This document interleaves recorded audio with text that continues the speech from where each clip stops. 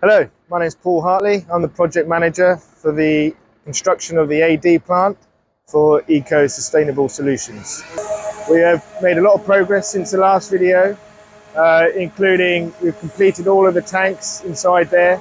We've done a lot of the tarmacking inside, and now we've got a lot of the kit and equipment arriving, which is being installed and connected up with all the pipework. We've had the flare arrive, the pumping containers, the heating containers, and very importantly, we've now got the gas upgrader units being built just behind the porta cabins that you see behind me. Getting the flare in and the gas pipe work in is very important because we're starting to fill the tanks up with digestate now. So they're going to start producing gas within the next few weeks. We've also started the gas upgrader. So the gas upgrader is basically some large membranes.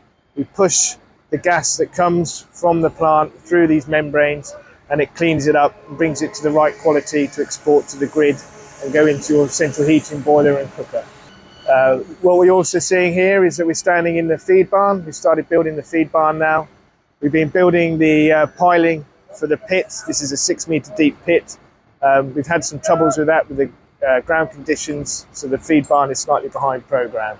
But we're now, I'm stood right in the middle where they're pouring the footings for the building frame, and we're going to start putting the frame up week after next. It's about 5-week duration to build the feed barn, and then we'll start pouring the concrete slabs inside and kitting it out.